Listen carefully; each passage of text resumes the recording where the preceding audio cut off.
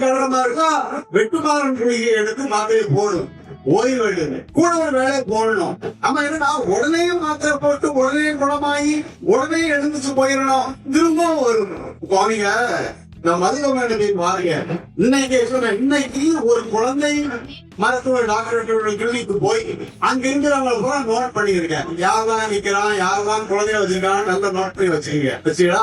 ஒரு 3 மாசம் கழிச்சு போய் பாருங்க, அதே பேரண்ட்ஸ் அதே குழந்தைகள் திரும்ப அங்க நிற்பாங்க. நான் ஆங்கில மருத்துவத்தை குறை சொல்வதற்காக சொல்லவில்லை, அவசரத்துக்கு ஆங்கில மருத்துவம் மறுப்பதற்கு இல்லை. ஆனா என்ன காரணம், 3 மாசத்துக்கு திரும்ப அவங்க வர்றதுக்கு என்ன காரணம் அப்படின்னா, ஒரு அவசரத்துக்கு ஆங்கில மருத்துவம், ஆனால் மீண்டும் மீண்டும் செய்து கொண்டே இருக்க வேண்டும். ஆனா ஆயுர்வேத மருத்துவமோ இயற்கை மருத்துவமோ அப்படி இல்ல. ஒரு இடம் செஞ்சோம்னா வேரோடும் வேரடி மண்ணோடும் தூரோடும் துணிவாக துயரங்கள் நீக்கி செய்யக்கூடிய மருத்துவம் தான் ஆயுர்வேத மருத்துவம். எல்லாருக்கும் மருத்துவம் இருக்கு. இன்னும் சொல்வதா இருந்தால், இந்த மருத்துவங்கிறது மாத்திரை சாப்பிடுறது மட்டுமில்ல, லேகியம் சாப்பிடுறது மட்டுமில்ல, திரவங்களை சாப்பிடுறது மட்டுமில்ல, ஒருவருடைய மனம் மருந்து பாதி மனசு பாதி சொல்லுவாங்க. அந்த மனத்தையும் வலுப்படுத்தக்கூடிய தன்மை இந்த ஆயுர்வேத மருத்துவத்தில் உண்டு. தியானம், ஒன்றுமே பேசாமல் இருப்பது மிகப்பெரிய மருத்துவம் என்று சொல்வார்கள்.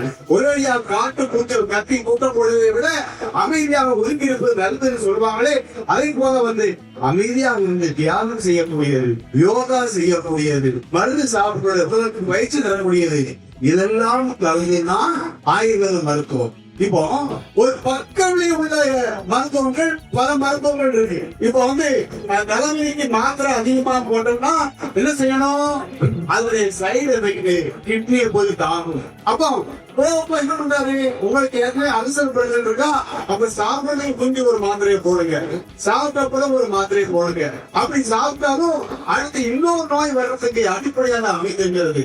ஆக மற்ற மருத்துவங்கள் பக்க விளைவுகள் தரக்கூடிய மருத்துவம் இருக்கிறது. ஆயுர்வேதம் அப்படி இல்லை, நம்மோடு சேர்ந்தது, இயற்கையோட பலர்களை பாருங்க. அந்த காலத்திலே நமக்கு பல்வேறு பழங்கள் சொல்லப்பட்டிருக்கிறது. வயிற்றோட்டமா போயிட்டுடா, உடனே நம்ம என்ன பண்றோம், ஆங்கில மருத்துவம் சாப்பிட்டோம், துப்புரவா ஸ்டாப் ஆயிடும், மோசன் போது நின்று விட்டு திரும்ப என்ன செய்யணும், மோசன் போறதுக்கு மருந்து சாப்பிட்டா தான் மோசன் போகும், அப்படி நிலைமை ஆகிடுது. ஆயுர்வேதத்துல அப்படி இல்லை. இப்போ போச்சல் இருக்கு, காஃப் இருக்கு, இந்த காஃப் சிரப் சாப்பிடுறோம், என்ன ஆகுது, மோசன் ப்ராப்ளம் வந்துடுது. இன்னும் சொல்றாங்க, ஒரு மூடி அதிகமா காஃப் சிரப் குடிச்சிட்டோம்னா அப்படி செடேசம் வந்துடுதுங்க. சில பேரு இந்த போதை மாத்திரை கிடைக்காத சில பேரு என்ன பண்றாங்கன்னா போச்ச மருந்து வாங்கி கூட ஒரு மூடி குடிச்சிடறாங்க. அந்த காம்பினேஷன் அப்படிதான் இருக்கு. ஆனா ஆயுர்வேத மருத்துவர்கள் அப்படி இல்லை, எதுக்கு தேவையோ அதுதான் பயன். அது மட்டும் இல்லாம ஒன்றுக்கு சாப்பிடக்கூடியது, நீங்க மருந்து சாப்பிடும் போது பசிக்கவும் செய்யும், உடம்பு குணமாகவும் செய்யும். இன்று 2 in 1 சொல்லுவாங்களே, அப்படிப்பட்ட மருத்துவம் தான் ஆயுர்வேத மருத்துவம் என்று கூறிக்கொண்டு கடைசியாக ஒரு சிறு பாடலும், நல்ல நல்ல பிள்ளைகளை நம்பி இந்த நாடே இருக்குது தம்பி, நல்ல நல்ல வைத்தியம் கண்டு இந்த நாடும் வாழ நம் கொண்டு, நல்ல நல்ல வைத்தியம் கண்டு எந்த நாடும் வாழ நம் கொண்டு, மெல்ல மெல்ல சுகத்தினில் நின்று புது படித்தரம் அனைத்தையும் பெற்று, மெல்ல மெல்ல சுகத்தினில் நின்று புது படித்தரம் அனைத்தையும் வென்று, செய்யும் மருத்துவம் உடலை காக்கணும், சேர்ந்த சிகிச்சையில் தேர்ச்சியாகணும், செய்யும் மருத்துவம் உடலை காக்கணும், சேர்ந்த சிகிச்சையில் தேர்ச்சியாகணும், பக்க விளைவுகள் இன்றி பார்க்கணும், பவளம் போலவே சுகமும் பார்க்கணும், நல்ல நல்ல வைத்தியம் கண்டு இந்த நாளும் வாழணும் கொண்டு, இயற்கை என்பதில்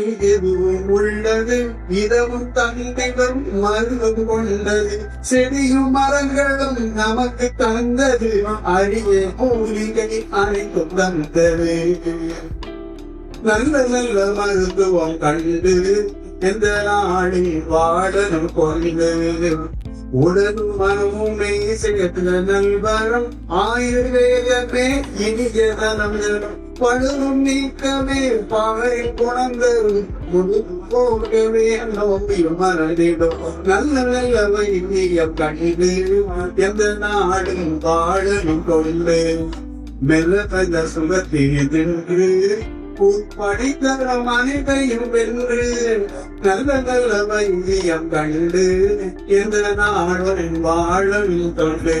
கடைசியான ஒரே ஒரு கருத்தை சொல்லிக் கொள்கிறேன். இன்றைக்கு பெரும்பாலும் அறுவை சிகிச்சை என்பது அநேக இடத்தில் நிறைய கிடைக்கிறார். மருத்துவமனைக்கு போனா சில நல்ல டாக்டர்கள் இங்க வந்திருக்காங்க. ஆனா சில டாக்டர்கள் அவங்க குறை சொல்றதுக்காக சொல்லலை, உடனே அறுவை சிகிச்சைக்காக ஏற்பாடு செய்கிறார்கள். ஆய்வு மருத்துவத்தில் என்னன்னா அறுவை சிகிச்சைக்காக எல்லா மருத்துவத்துக்கும் எதை அழைப்பதும் சரி, மூல நோய்க்கு சரி, கிட்னில ஸ்டோனு, உடம்புல கரு எது இருந்தாலும் சரி, அறுவை சிகிச்சை இல்லாமல் பரிபூர்ணமாக குணமாகிறது வழி உள்ளது. என்னை பொறுத்தவரை நானும் இருதய சிகிச்சைக்காகவும் அது மாதிரி உடல் சிகிச்சைக்காகவும் ஆயுர்வேத மருத்துவத்தை உண்டுதான் நலமாக இருக்கிறேன் என்று சொல்லிக் கொண்டு இந்த நிகழ்ச்சியில் வாய்ப்பு அனைவருக்கும் நன்றி கூறி என்னுடைய முடிக்கிறேன். நன்றி, வணக்கம். ஆயுர்வேதத்தின் முக்கியத்துவத்தை பாடல் மூலம் வெளிப்படுத்திய ஒயின் பிள்ளை சார் அவர்களுக்கு மிக்க நன்றி.